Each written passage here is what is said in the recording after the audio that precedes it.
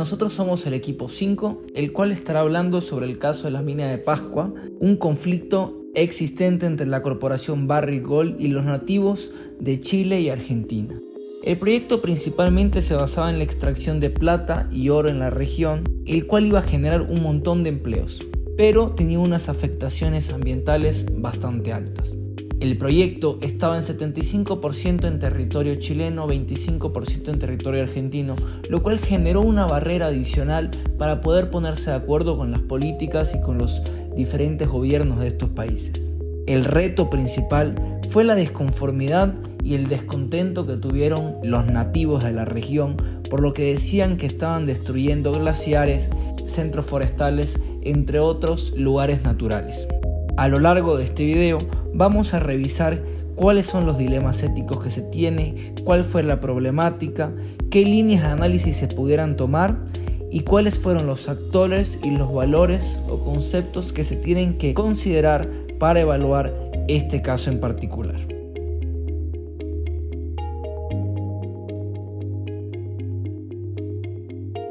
Actualmente, hasta el otoño de 2013, la compañía estuvo en el centro de lo que se llamó una tormenta perfecta de presión ambiental comunitaria y de los accionistas.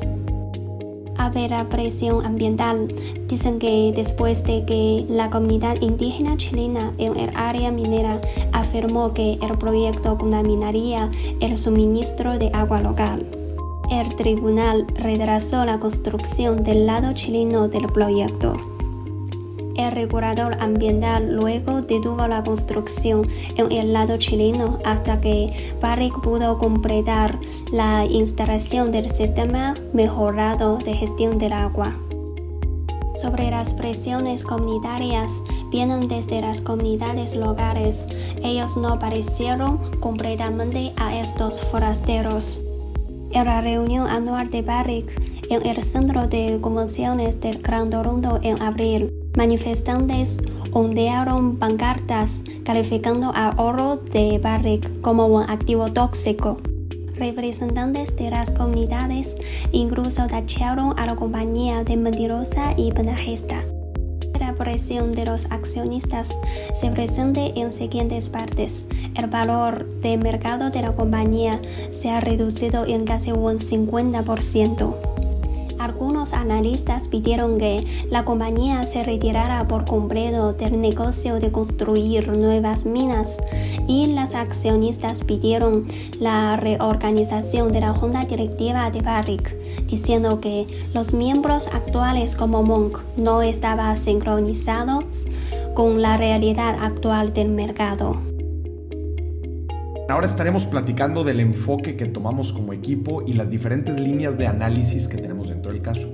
Definitivamente la parte del daño ambiental pues es uno de los puntos centrales y análisis central de todo este caso. Las afectaciones a la comunidad, cómo es que pues la explotación aquí de estos recursos naturales va a afectar a todo el entorno del ecosistema. Pero también por otro lado tenemos que analizar el beneficio de los países. En este caso, pues tanto Argentina como Chile se van a ver beneficiados de cierto desarrollo.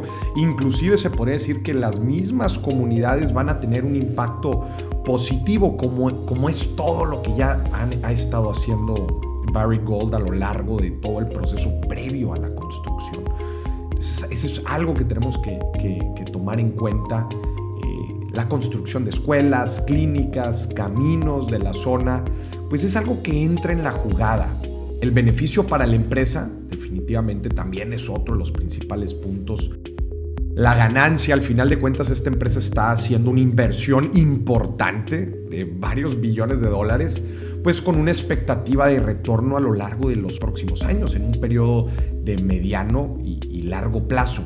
Entonces, el analizar cada una de estas fuentes pues es muy importante para poder darle un contexto generalizado a nuestra decisión o el análisis ético de la misma situación.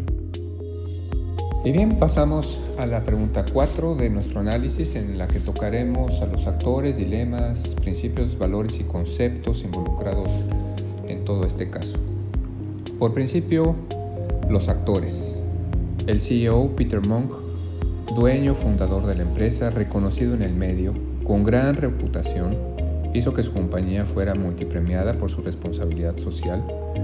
Otro de los actores, el gobierno chileno, que en ese momento, en 1997, cuando comenzaba a anunciarse y a planearse el proyecto, el presidente de ese país, Eduardo Frei Ruiz-Tagle, un político demócrata cristiano de corte liberal, impulsor de la inversión en su país, recibió muy bien el proyecto, dio facilidades y en conjunto con el siguiente de los actores que vamos a mencionar, el gobierno argentino, en ese tiempo dirigido el ejecutivo por el abogado Carlos Saúl Menem, igualmente un político de corte liberal que impulsó en su país iniciativas de inversión.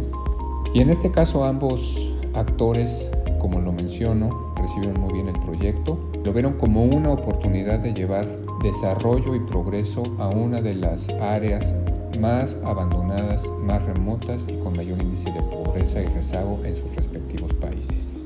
Otro de los actores, uno de los que tal vez inclinó la balanza en contra de este proyecto, es la población regional. Diversas comunidades indígenas de las regiones, tanto chilena como argentina. En este caso podemos destacar a los diaguitas, que rechazaban el actuar de Barrick Gold. En la información investigada, los diaguitas fueron muy combativos ante la actitud y acuerdos que les proponía la empresa. Tenemos a los stockholders, un grupo importante de presión, pues a lo largo del desarrollo del proyecto la compañía llegó a perder valor de manera importante, lo que generó descontento y presión sobre el mismo Peter Monk, al grado de pedir su destitución. Los bancos, jugador importante por el tema de financiación. Por el tamaño del proyecto, Barrick se financió de manera importante en la banca comercial. Pero cuando los problemas del proyecto crecieron y comenzaron los sobrecostos del orden de los billones de dólares, la banca canadiense, por ejemplo, se rehusó a financiar más el proyecto. El mercado de oro. Se considera un jugador ya que el estado de las ganancias posibles, determinado por el mercado de oro, fija la viabilidad de las inversiones y en este caso el valor del oro durante el desarrollo del proyecto había sufrido un revés, poniendo dudas sobre la rentabilidad del mismo. La prensa. La cobertura de la prensa siempre es importante para generar opinión y presión social o formar criterio y sobre todo alrededor de este tipo de casos de interés internacional. Los analistas financieros. Este grupo es importante porque en un principio ellos recomendaron no seguir con el proyecto. Recomendaron incluso a la compañía que por un tiempo dejara de abrir minas nuevas, dado las perspectivas económicas y el valor del oro. Y por último tenemos al management. Son un grupo importante, ya que pues todos los pasos y todo lo que hicieron a lo largo del mismo pues fue determinante para su fracaso. Ahora pasamos a los dilemas que se formaron entre estos distintos grupos y actores que interactuaron durante todo este proyecto. El primero es respetar e integrar a la población local o ignorarla. Aparentemente hubo intentos de integrarlos y de mejorarles su entorno social y cultural. Según se indica, hubo más de 1000 reuniones con representantes de diferentes comunidades, se firmaron diferentes acuerdos, pero otros grupos, incluso dentro de las mismas comunidades, no estaban contentos con los acuerdos, consideraron insuficientes y hasta falsos esos intentos que hizo la compañía por integrarlos y por intentar respetar su cultura y su entorno. El dilema de evaluar exhaustivamente el impacto ambiental, o mejor dicho, de manera efectiva. A pesar de que se hicieron estudios, se habla de que se invirtieron más de $5 millones, 200,000 horas hombre por parte de la empresa en generar estudios de impacto ambiental. Aparentemente se hicieron no para saber el impacto que realmente tuviera el proyecto, sino para justificar el mismo, ya que los diversos grupos ambientalistas generaron sus propios estudios de impacto ambiental con pruebas de la contaminación que estaba generando, incluso desde inicios la construcción de la carretera que iba a dar acceso al lugar de la mina. Seguir la política y código ético de la compañía con convicción. En este dilema, el grupo del management del proyecto es el directamente involucrado.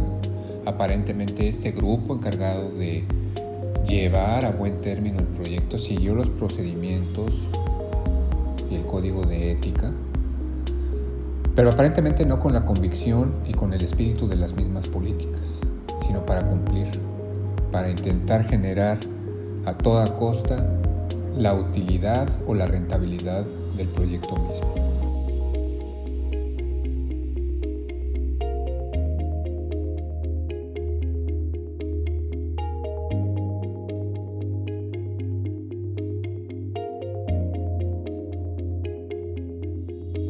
Financiar o no financiar.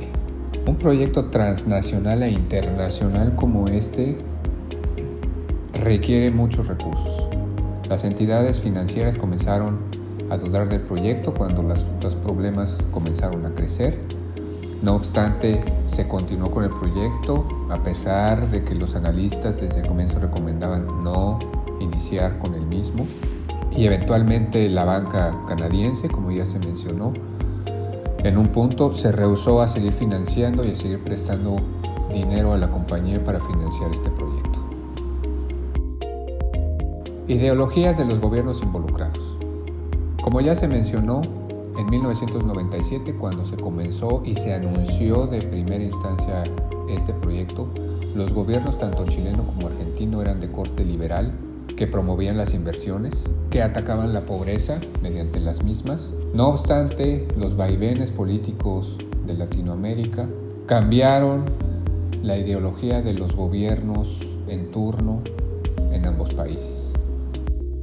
El dilema en el que se vio envuelto Peter Monk, probablemente uno de los principales desde el punto de vista liderazgo, estableció una manera muy particular de hacer negocios para la compañía con una fuerte política de responsabilidad social, lo cual al principio se puede catalogar como liderazgo transformacional o liderazgo consciente, muy pendiente del entorno social donde la compañía se desarrolla intentando llevar beneficios más allá de las utilidades o de la rentabilidad de los proyectos a las sociedades donde se desarrolla el negocio de la compañía, teniendo un impacto positivo en este mismo entorno.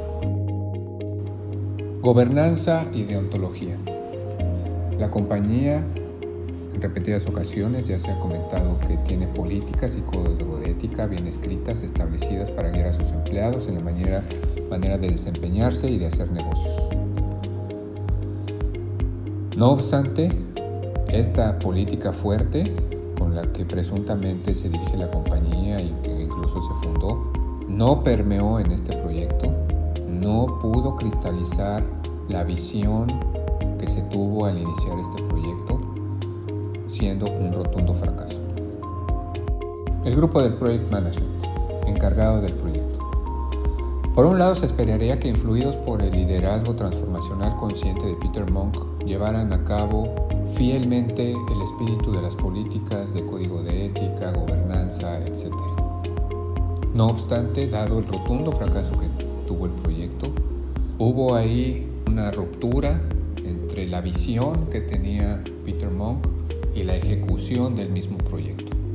De alguna manera ese liderazgo no permeó, de alguna manera esas prácticas no permearon hacia el grupo del Project Management, ocasionando los resultados que ya conocemos. El caso de la mina de Pascua-Lama concluye con la clausura definitiva de la mina, de acuerdo a lo establecido por la Superintendencia del Medio Ambiente de Chile en enero de 2018. En este procedimiento se establecieron más de 33 cargos y sanciones en contra del proyecto.